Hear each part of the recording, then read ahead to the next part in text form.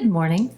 Today we have the pleasure of having Daniel Thomas on the show with us. You might have heard about his recent movie, Staring into the Bottle, where Daniel portrays a police officer who is also an alcoholic. Good morning, Daniel. It's a pleasure having you on with us today. Come on, Stacy, and thank you for having me. Daniel, could you tell us a bit about the movie and how you prepared yourself for this role? Well, the film is about a police officer who's dealing with the everyday struggles of being a cop. With his life falling apart and dealing with the ins and outs of walking a beat, he turns to drinking. When I was first approached about this film by my agent, I thought that it would be an interesting piece to do. I spent the first few days thinking just how I would go about portraying this part. I had already played parts as a police officer, but never played an alcoholic. So I began reading some true accounts of alcoholics, but I just couldn't feel that part. I was getting frustrated. After a bit of reading, I decided to stop and have a drink. I walked over to the local bar and started to have a few drinks, and that's when it hit me. I needed to stop drinking. A lot. So, just to really get that feeling, I began pounding them back. I stayed there all evening, talking with the regulars at the bar and drinking with them. When the bar closed, I stumbled home to bed. I woke in the morning feeling like shit, so I did what any alcoholic might do. I reached for the bottle. The hair of the dog that bit me. I began to start my morning off right with the drink. After a couple shots, my head felt better. From there on, I figured the only way to make this audience really believe my part was actually being that part was to drink. I drank everywhere. Kept myself on a nice buzz throughout the days. For lunch, I'd stop at a bar and have a few more drinks.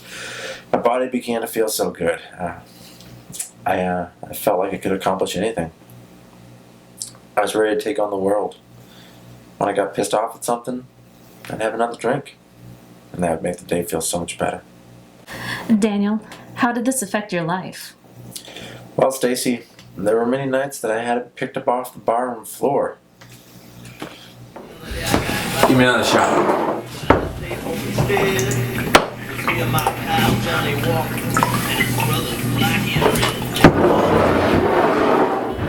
Excuse me, buddy.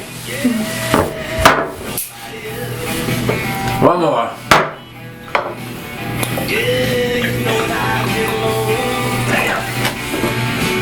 Cheers. Cheers.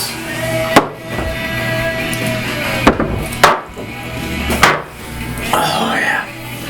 One more. You're done for the night, man. One more, motherfucker. This is it. Wow. Drinking alone? Yes. Fuck.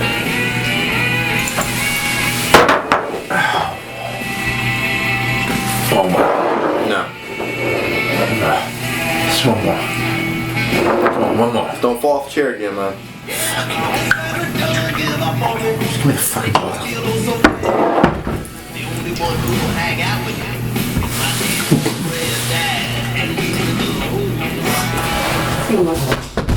Holy shit! He did it again. He never listens. Hey, man. Don't worry about it. God, please. Did you have any other issues? Well, there were many times when I'd wake up somewhere and not realize how I'd gotten there. These blackouts would usually last about 3 hours or so.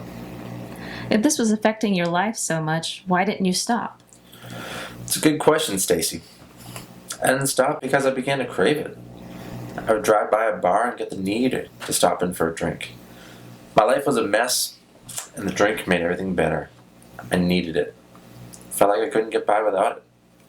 Loved the smell, the taste. And what is your favorite drink? Jack Daniels. I love it. That golden liquid, that caramel taste. So good. And are you still drinking alcohol these days? Why? Are you buying? Come on now.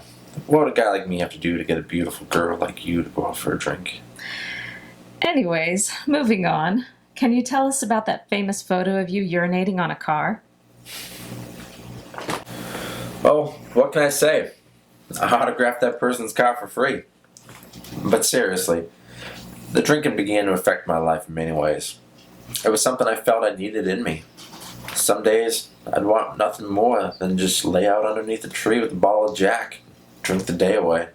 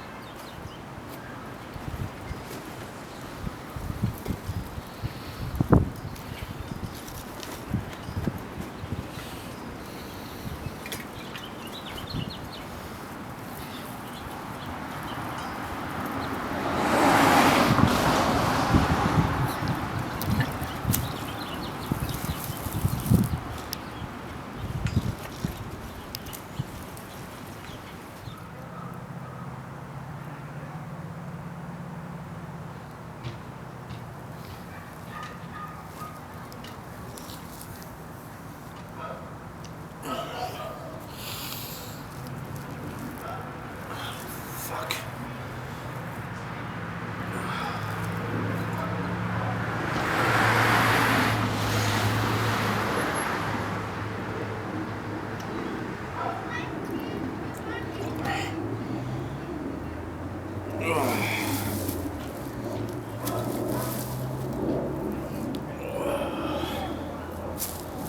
Daniel, where do you stand now with alcohol? Stacy, I've gotten a lot of help over the past years from some great people. I managed to bring my drinking habits down to a manageable level. I'll have a drink now and then, but I just remind myself how nasty I could get and what it is in my life that I really want. I'm not going to lie, it is still with me. It's in me every day. Some days I'm fine and I can control it. Other days I'm on fire. I crave it so much that it hurts. I just know that what will happen in my life if I give in to those dark desires.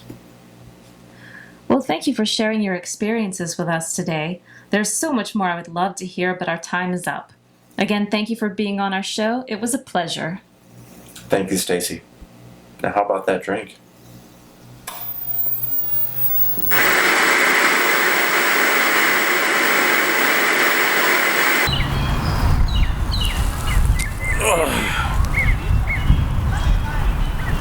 Ah, fuck. Not again.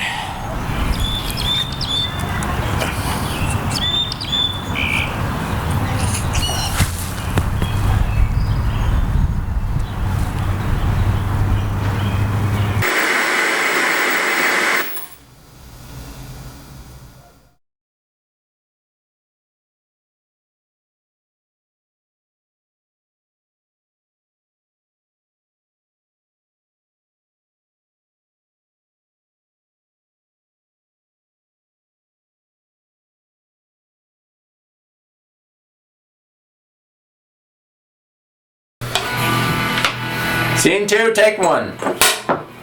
Action. Give me another.